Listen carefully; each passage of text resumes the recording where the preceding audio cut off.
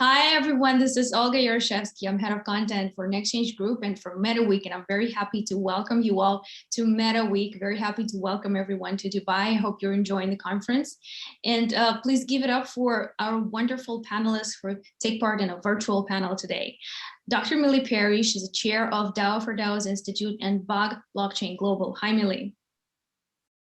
Hey, everyone. Thank you for having me. Thanks for being here. Miko Matsumura, who's a general partner for Gumi's Crypto Capital. Hi, Miko. Good to see you. Hi, nice to see you. Alex Nascimento, founder of UCLA Blockchain. Hey, Alex, how you doing? Good. Thank you, Olga, for inviting us. Always a pleasure. Thank you. Ryan Gill, founder of Open Meta Association. Hi, Ryan. How are you today? Hello. Good to be here. Thanks. And last but not least, Maya Vujinovic, who's the CEO of O Group. Hi, Maya. What's up? How are you? Hi, good to be here. Amazing panel. Glad to be here. Thank you. Thank you so much, everyone, for being on this panel. So I would love to start with maybe a basic description and explanation to what you think are the main pillars of Metaverse in your understanding. Are you referring to the technological part or more the values?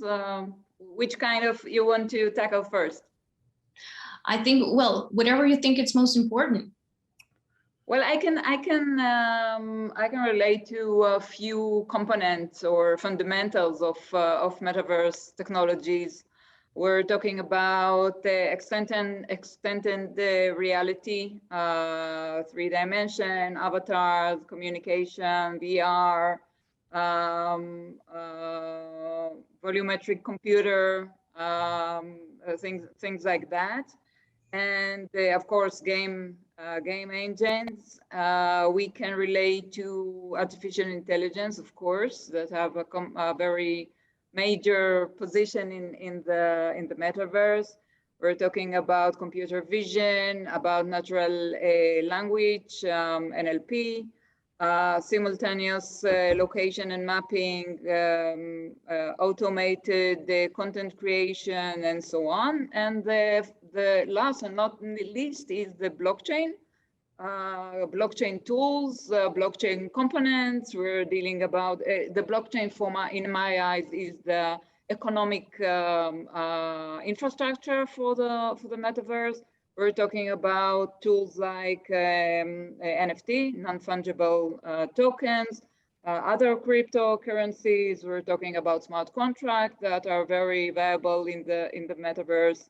We're talking about, of course, distributed autonomous organization. As you can see behind me, this is my main expertise. We're talking about digital land, decentralized finance, and so on. I think those are the three major technological components.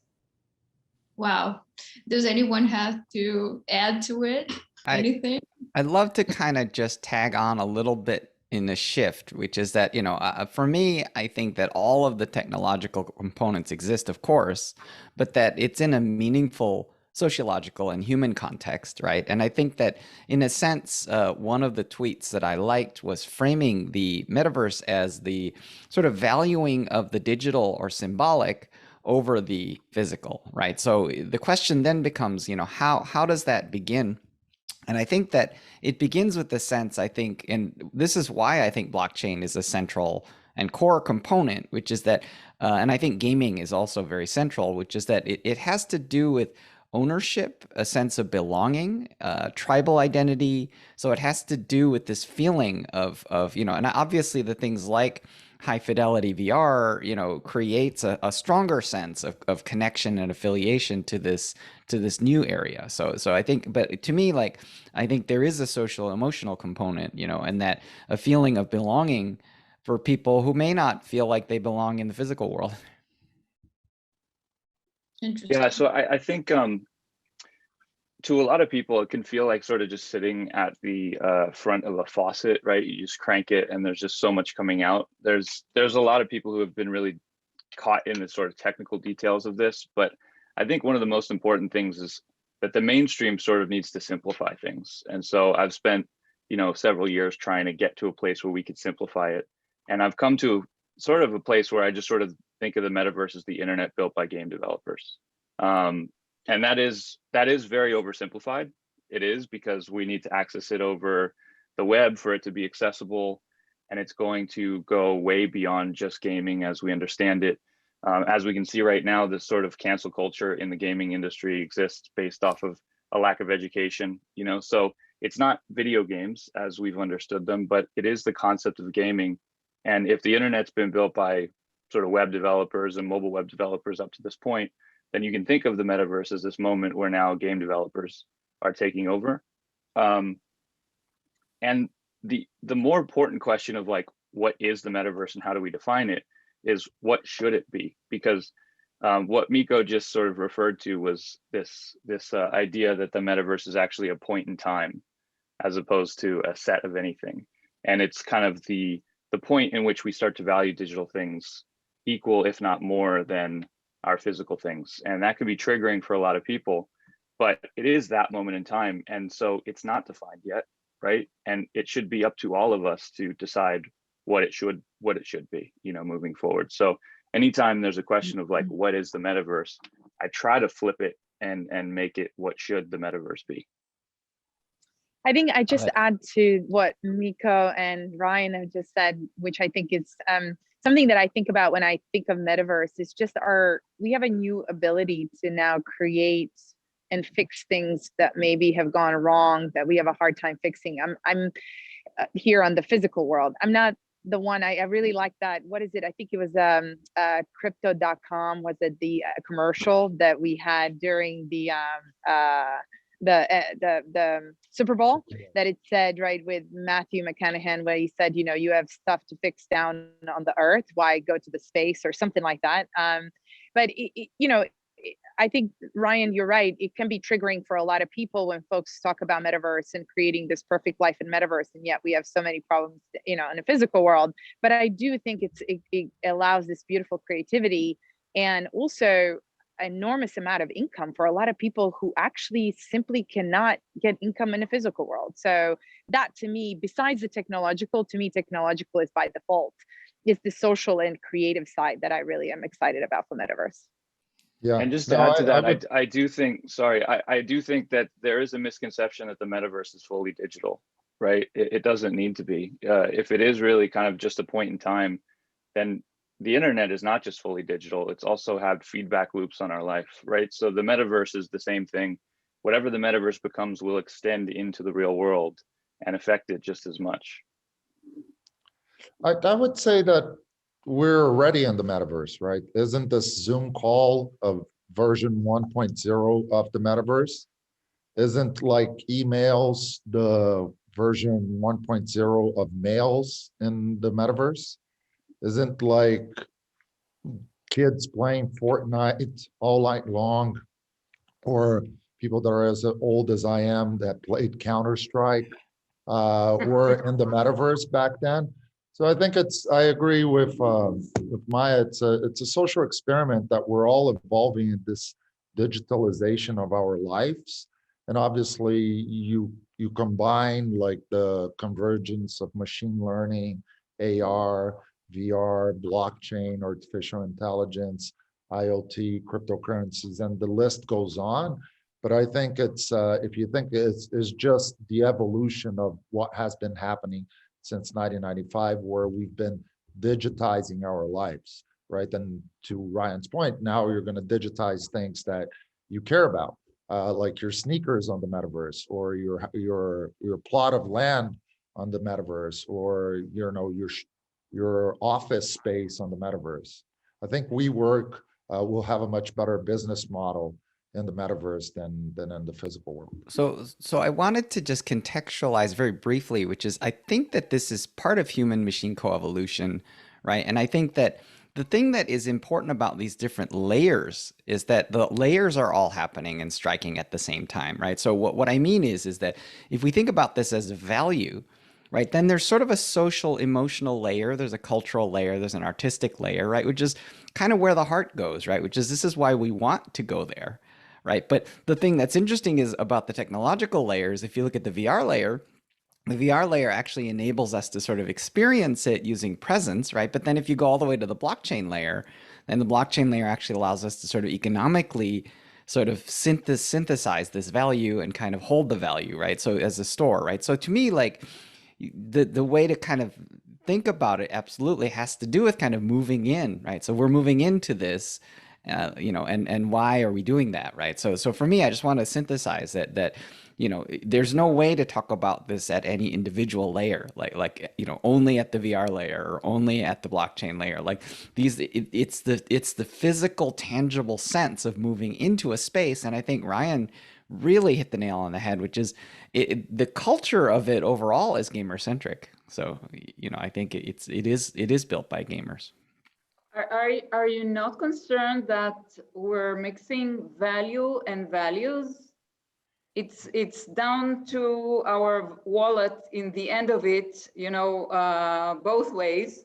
Our wallet, I mean, kind of representing our identity, entering this world, but in our wallet, because we're monetizing everything, and we somehow forgot our values and using only value. You're not concerned? I think if you look at the history of the fiction of sort of the cyberpunk fiction and the rise of the metaverse, like most of the depictions are dystopian, right? So if you look at Ready Player One, there's Nolan Sorrento, sort of the greedy billionaire trying to control it with advertisement, right? So, you know, I think all of these kind of cyberpunk future scenarios involve kind of dominant kind of corporations, right? So I think of course, you know, there are legitimate concerns. I think just on that point, actually, it's really interesting you bring that point, and I struggle with it. And Miko, I think you started it on with the last sentence, but I think it's not about metaverse. I think once you enter the digital world, that's the question, right? You're moving away from single ownership of your own ownership of things, right? You don't own your car, you don't own this, you don't, you know, we're going to start to own less and less of physical value. And that is a fear, right? Because the corporates will own everything, right? And they will be lending it to you of some sorts, right? And that's why I think within crypto community, at least the 10 years that I've been in the space, people have been kind of advocating for and trying to advocate for ownership of data and your own keys and etc., right? Because we're moving into the world, but that is not, to me, it's not a concern with metaverse. It is with digital world to begin with. And we've crossed that boundary a long time ago. Yeah, but the metaverse is amplifying everything, you know, and bringing so many corporates to control this open and free zone. So I'm not sure if we're proceeding or maybe we're stepping back. Yeah, I think if we allow the incumbents of today to design and build what this is and give it to us, then it will likely be the same as Web 2 is, right? I think Web 2 had no emotional intelligence built into it whatsoever. It was a bunch of companies that just built something and gave it to us. And it was all around a rallying cry of like, move fast and break things. So it's like, well, I don't know why we're confused that things are broken. You know, that was what the values of that was. It was about efficiency. It was about maximizing profit, right? And at the time it was cool because there were bigger things that we were trying to disrupt. But you know, now those same companies are the largest on earth, and they've broken a lot of things. And so the metaverse is, again, just this moment where we get a chance to kind of like look at new rails and maybe redesign it in a little different way and think more emotionally intelligently about it. But we were the front runners for this, right? That's what a lot of people don't remember, is that with Web3, it wasn't the companies and the incumbents. They're just trying to catch up now. You know, I'm here because I created a DAO all about an open metaverse. And yeah, companies and organizations are a part of that, but it's about the people. It's about a movement of people who actually were the front runners on this. And it would be up to us to give it away back to those companies. And, you know, certainly for convenience sake, people might do that, but, you know, we don't have to. Ryan, actually, it's interesting going back to the DAO, Facebook Ryan. will provide something to their large user base that will potentially winner takes all? I don't know. Can $1 trillion buy trust? I don't think so. I think they've lost trust and they won't ever get it back. You know, I think the reason this is happening for Zuckerberg is because he spent so long as an opposing force to this, and now that it's out of survival, he's now starting to pander to what he should be doing, which is the right side of history at the end of the day. I do this because I believe it's the right side of history, right? I do this because I think that the people can actually build it in a better way. And I think, Web2 did break a lot of things. It was extremely financially successful, but the values that you refer to were not there, right? Well-being, mental health, emotional intelligence, these are not in the internet right now, right? And what we're seeing more and more is like freedom is not built into the internet, right? If you know the leaders in Web3, if you listen to Gavin Wood and all these people, that is what they've been saying since day one. We've now crossed into culture with NFTs, right? It's not just the tech folks anymore. Now it's the art and the creative folks as well. It's the gaming folks. And, that's the role that I play. I want to continue to take the values of Web3, which should be decentralization, which should be sovereignty. We should be having these discussions about these first principles because those are a new set of values, right? I wish I could steal this quote, but it was Naval that tweeted this, and I kind of just shifted it. But it's, crypto or the open metaverse is all the smartest people on earth exiting to their own economy, right? And I think if you look around right now, the fiat economy is not the one where the revolution is going to come from. So if it's about openness and giving power to communities who create this new realm, so how do these communities are structured, and most importantly, how are they being governed or self-governed? So what about the governance for metaverse communities? Is it supposed to be open but still regulated? It cannot be all about anarchism. I've been experiencing it now for about a year. Like, there's people in my community who are billionaires who represent that level of leadership. But actually, to be honest, it's the kids that just started a Twitter and they have 15 followers on their Twitter. They're way more important to this community, right? And so, like, there's no real weighting system that would value that kid over some billionaire that has some seat of power and influence, right? But the thing is, like, the quickest way to understand the metaverse is to look at your kids or your sort of young family members. If you're older than a certain age, right, this probably isn't intrinsically hitting for you, right? You probably have all kinds of gut reactions and triggers about a digital world and these things. But if you look at the younger generation, they live this way already. And so the way that these organizations and these new companies and DAOs should be designed is to give the same amount of influence to that kid as somebody who would be considered sort of the thought leader. And I don't really see, other than DAOs, I don't really see any structure in a company that does that. I think I wanted to respond, I wanted to augment the list of technologies Dr. Perry indicated, one of which is open source. So the centrality of open source is really important to the entire movement of Web3, simply because of the idea of things like forking, right? And what that does is it creates a competition for consent. And why is the competition for consent so important? Is because it means that when you create a token or a tokenized community or a DAO, what you're effectively doing is you're taking 3 of the 4 powers of a nation state, right? Which is you're printing money, right? You're establishing governance, right? And then, obviously you're levying taxes, presumably, right? And, if you're offering value, you should accrue or capture that value to your treasury, which is taxes, right? And the only function of a nation state that they're not offering is the monopolization of the use of violence over territory, right? So, which isn't possible, right? So to me, the thing that makes this sort of potentially head in the right direction is that these entities compete on a consensual basis.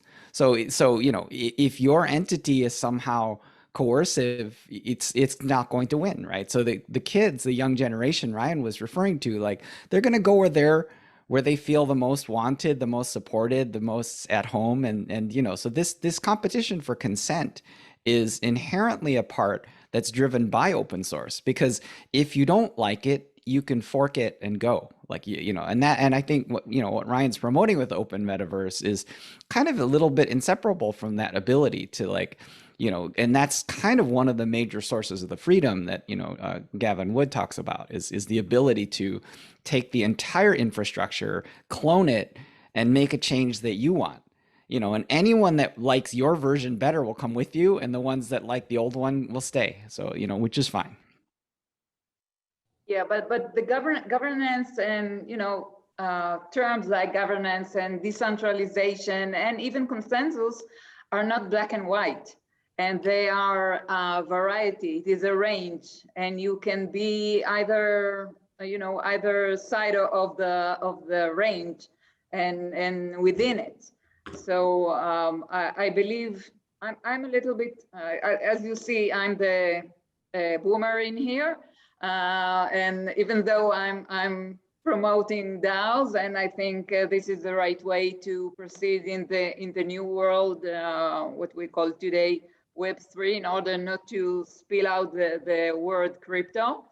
And I think we need to think all about all the population, not only the young people, because the trust and the self-control or self-sovereignty is important not only for young people.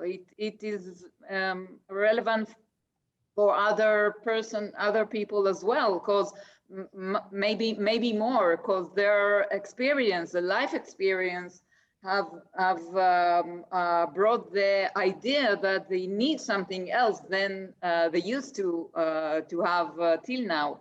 And I think we ought to implement some guidelines, some ideas into this open metaverse. We need to put, as Ryan said, a human first attitude. We need to embrace diversity, for instance. It's not very easy for people to embrace it. We need to respect everyone equality, you know, to treat them equally.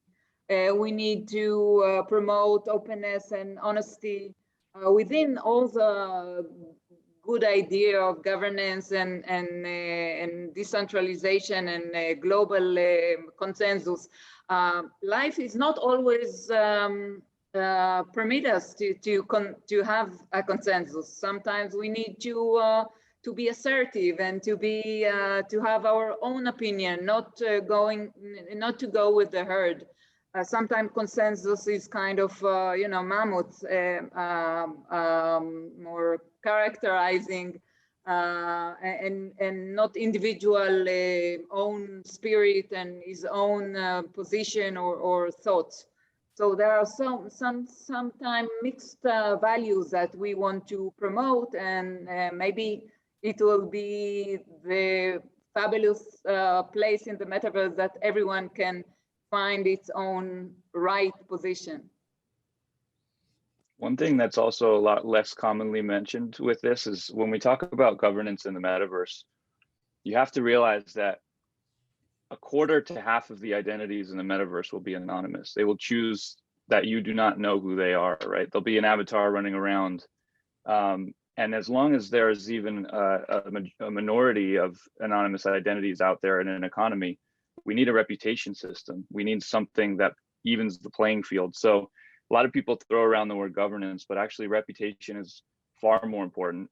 You know, and that calls into all kinds of ideas of what centralized reputation looks like in China and the wrong way to do it. But if we did have a decentralized framework for without bias, a merit-based reputation system, then that is what everybody sort of would have as an even playing field, regardless of whether your personal identity is out there and whether you share that or people know what that is, because you can't trust an anonymous identity, right? And when a quarter of the identities in an environment are anonymous, you know, that really begins to fall apart. And so probably even more important than talking about the models of governance around game theory is us trying to figure out how this reputation system would work. I've spent like years on it. It's very complex. I also think it's worth mentioning that DAOs are not designed for fast, efficient movement or decision making. We're very used to kind of efficiency at all costs. Consensus right? is very messy. Yeah, we're very used to efficiency. I'm gonna poke you there. I'm gonna poke you there, right? Right Because now, well, we hope they do one day, but I'm just saying, right I'm gonna now, I'm gonna make an efficient DAO with just myself in it. okay, Right? if it's one person, and it's gonna decide things really fast, right? So what I'm saying is this, right? Which is diversity and heterogeneity. It's hard to generalize, right? Which is that decentralization has to do with models, right? So that like if you create like 50,000 new models, like some of them are going to be X way and others are going to be another way. Now, if you kind of look at the average DAO, yeah, the average DAO is really inefficient, right? And that's just how it is, right? But but I would say that like, it's in a way like the thing that is more important is choice, right? Because if you want a certain set of values, then there's probably a DAO for you, right? And for example, if you look at governance, like there's mechanisms like quadratic governance that kind of favor sort of lower, so that create models that are not pay to win, right? But if you don't like that, if you're, if you want to pay to win, then join a pay to win DAO, right? So, so I guess what I'm saying is that fork it and go kind of helps a lot with this type of problem, because if you want an authoritarian DAO, make one yourself and you'll be the only one in it, and you can boss yourself around.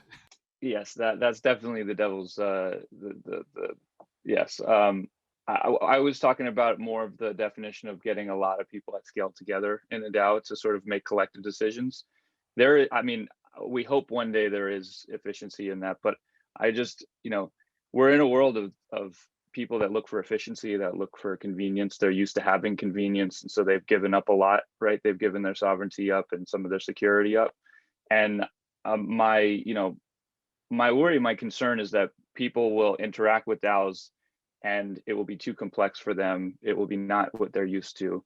So I usually just like to, at least in my experience with DAOs, these are built for long-term success over time, but it's messy in the meantime, right? It's not getting a lot of people together and just sort of gliding through decision-making and governance. But I want to poke as again. if it was social media.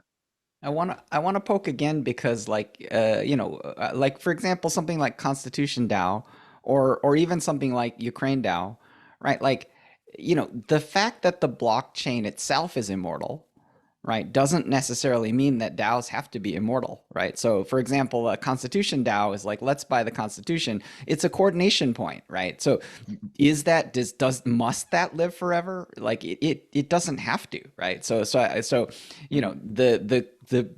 there's a capability of these things living forever, but they don't have to live forever, right? And in a sense, something like Constitution DAO is interesting because it doesn't need to even update.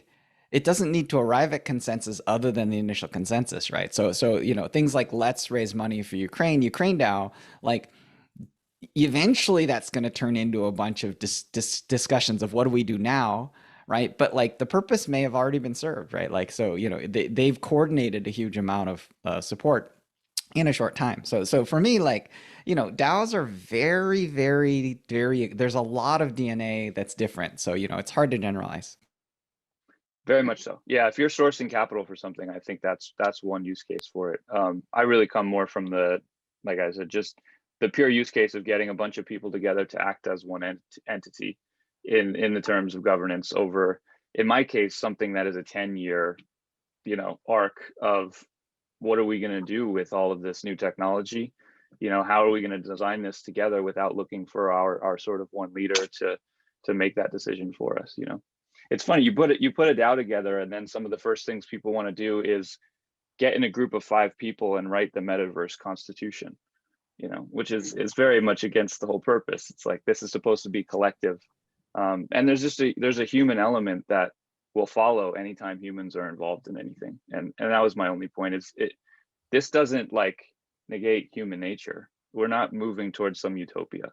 This is maybe just a better design of how to do it. So I would like to touch two more questions, but maybe not spend so much time on both of them. So first of all is back to Ryan's point that some people would choose, most of the people would choose to be anonymous in a metaverse. So with that level of anonymity, how do we ensure privacy and a certain security level for metaverse? For people that are looking into it, or for people who are already there, and most importantly, probably for companies that would like to operate in the metaverse, or who leverage this huge amount of data that is going to be stored there. Well, I can jump in quickly. I think the way that I think about this, and again, there's a lot of corporate approaches that will disagree with me vehemently, but I think the metaverse is, and shouldn't, the open metaverse should not be optimized for companies, corporations, organizations. If you want that level of sovereignty, it should be optimized for each individual. And so there's a lot of technology standards in terms of digital sovereignty and every individual having sort of control over their own data. That's the purest form of security, right? Anything other than that, I think, is a half measure. And there's a lot of corporations that will do that. There's always backdoors in that in terms of security issues. And I think we're in an environment where we're seeing phishing attacks at an unbelievable rate. And you can just see how that would become a problem at scale.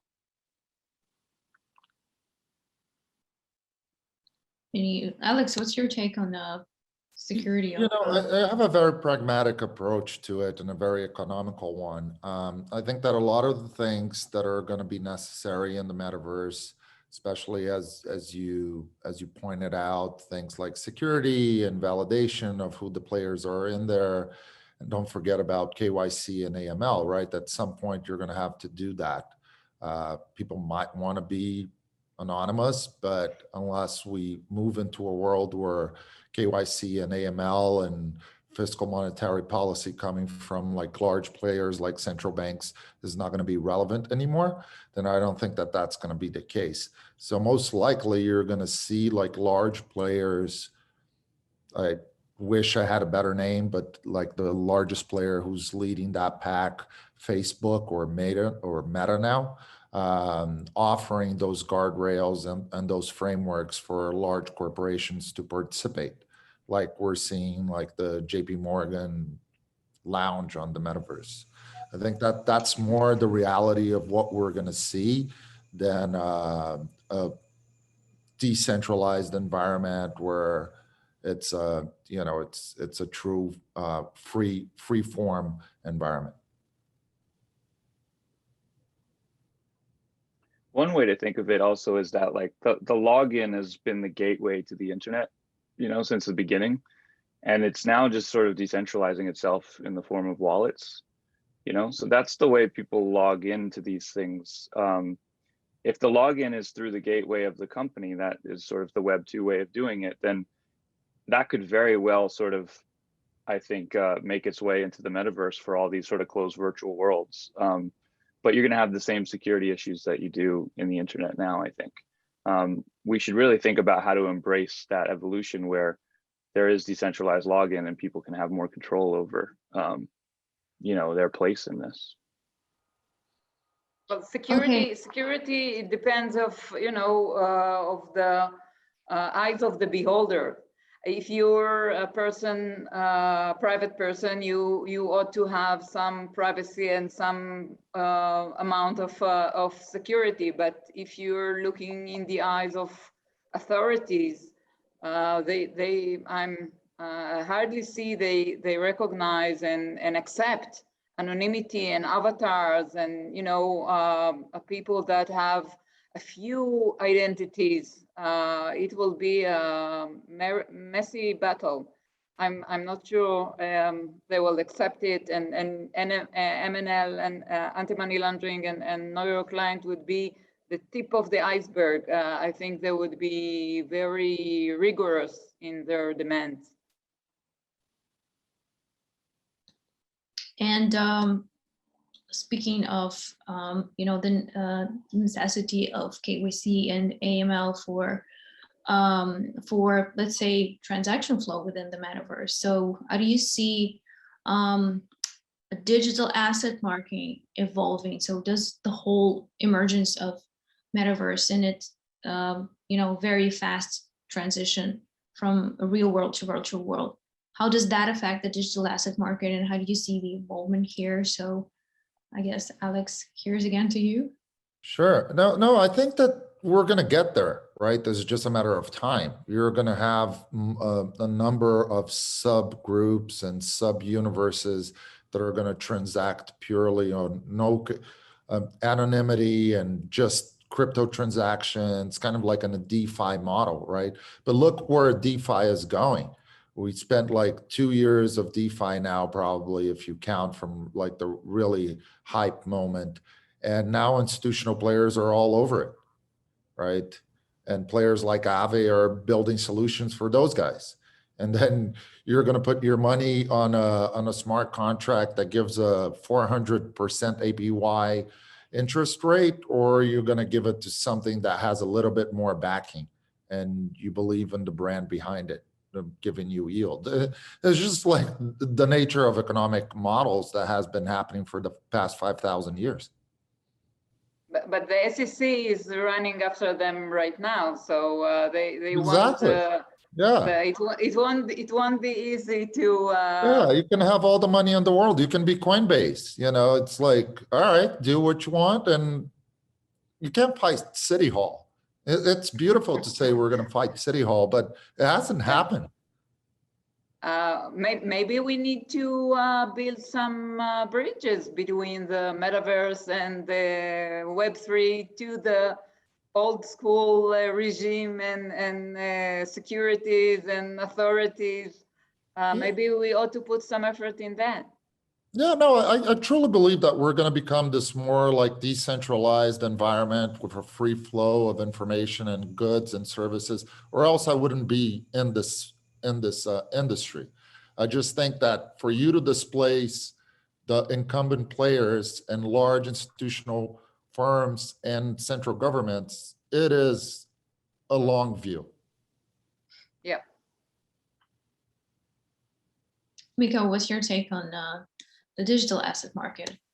Yeah, so, just to reflect on what's been said and try to capstone a little bit, people are trying out lots of identities, right? It's like, oh, who am I today? Oh, I'm a giant bunny rabbit, okay, I'm a, this citizen of this country, here's my passport, right? So so they're trying out different identities, and the different identities actually represent access points to different systems. So in this game, I'm a giant bunny rabbit, and in another game where I'm actually doing, transactions, I'm a citizen, and I've done KYC, right? See, these are all these different identities, and the thing that's interesting about the DAO movement is that there's all these different governances, right? And why are all these things happening is because people are experimenting. They're experimenting with who are we, and they're experimenting with who am I. Right. And why are they experimenting? Because the institutions failed. Right. So Zuck is like, I don't want to run a company called Facebook anymore. Right. And Jack is like, I don't want to run a company called Twitter anymore. I want to run a company called Block. Right. So so why are all these experiments happening? Why is all this fragmentation happening? Because the institutions failed. So to me, that's why this kind of decentralized, experimental, and very complex structure has arisen, because people want to try out stuff, and maybe it works for them and maybe it doesn't. So that's kind of my mood. I think, and I don't know if you guys can hear me, I've been going in and out a little bit, but actually it's a combination, right, of, I agree with the human nature of, do we have some kind of a rating system based on the behavior, and, China is doing it and Uber has it and all of these things. But in reality, I also agree with Alex's pragmatic approach, and I don't necessarily agree in full on privacy. If you're affecting a lot of people and you have a product and a service that affects a lot of people, your identity should be known.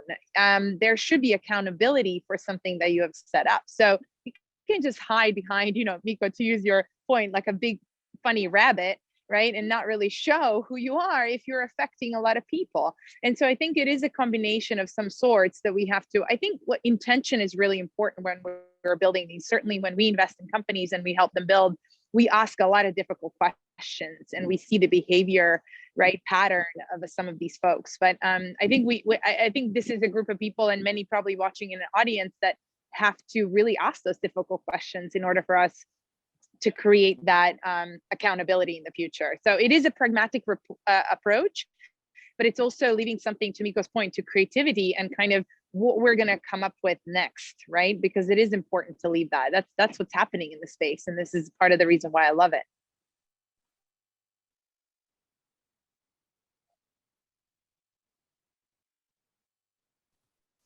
Thank you, Maya, for your point. Okay, I guess it's a final word for everyone. If you wanted to make a note on what do you think, which problems do you think Metaverse will be able to solve in the near future? Because whether it's a pragmatic approach or a crypto socialistic approach or anarchistic or whatever social or political model there is, I believe that we're looking at something that technologically, economically, and with the right structure and governance will help us solve a whole bunch of problems in the real world. So if anyone would like to add to that, I'm happy to listen to you guys. If not, unfortunately, we're out of time, and I'm very happy that we managed to put this all together. I really hope that next time we'll see each other in the real world, and we'll get to good old real life networking, which is still very valuable. And I want to thank you again, Dr. Millie Perry, Alex Nascimento, Mika Matsumura, Ryan Gillen, Maya Vujinovic. Thank you, everyone. This is Meta Week. Please enjoy the rest of the conference. Thank you. Thank you very much. Thank you. Bye-bye. Thank you.